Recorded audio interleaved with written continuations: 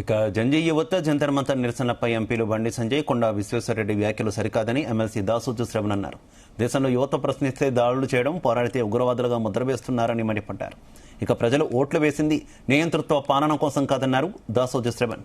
Neat paper లీకేజీలపై ఆందోళనలు చేస్తే పోలీసులు లాఠీ చార్జ్ చేయడానికి ఖండించారు. ఇదే అంశంపై ఎంపీ విశ్వేశ్వరరెడ్డి చేసిన వ్యాఖ్యలను తప్పుపట్టారు.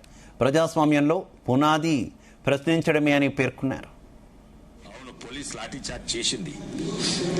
వేరే దేశాలు ఇంకా కఠినంగా, అమెరికాలో ఇదే అయితే అమెరికా కూడా ప్రజాస్వామ్యం షూటింగే చేస్తుంటుంది.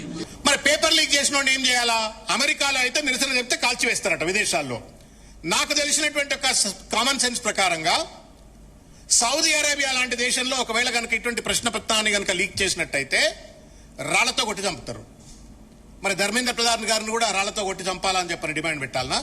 మీరు గనక కాల్చి చంపాలే డిమాండ్ రైట్ అయితే ధర్మేంద్ర ప్రధాన్ గారిని, కేంద్రంలో లీక్ చేసిన పెద్దలందరినీ కూడా రాళ్లతో కొట్టి చంపాలనా? సౌదీ లాంటి న్యాయం భారతదేశానికి కావాలన్నా? సౌదీ రాజ్యాంగం భారతదేశంలో అమలు కావాలన్నా?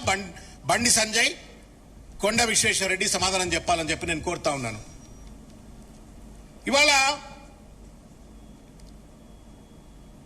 దాదాపు 40-50 మంది విద్యార్థులు ఈ నీట్ పరీక్ష వల్ల ఆత్మబలిదానం చేసుకున్నారు.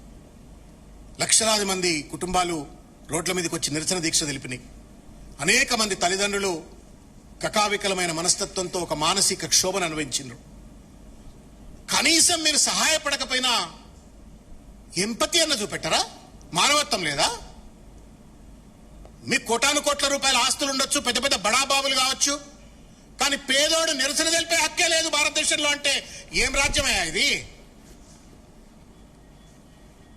కొండా విశ్వేశ్వరరెడ్డి గారు, కోట్ల విశ్వేశ్వరరెడ్డి గారు, కానీ కూటికి తిండి లేనటువంటి ఒక పేద బిడ్డలు నీట్ పరీక్ష రాస్తే ఆ నీట్ పరీక్షను మీరు పేపర్లు లీక్ చేస్తే ప్రశ్నించొద్దు అనేటువంటి ఒక రీతిలో మీరు మాట్లాడుతున్నారు. ప్రశ్నిస్తే కాల్చి చంపాలంటున్నారు, నిరసన తెలిపితే బుల్డోజర్ చంపాలంటున్నారు. ఇదేం పాలన? ఇదేం రాజ్యం?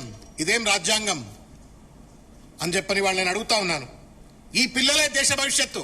కొండా విశ్వేశ్వరరెడ్డి గారు, నీది నా టైం అయిపోయింది. బండి సంజయ్ టైం కూడా అయిపోయింది. The future belongs to the young generation of this country. 40-50 కోట్ల మంది ఉన్నట్టు యువజనులది ఈ దేశం.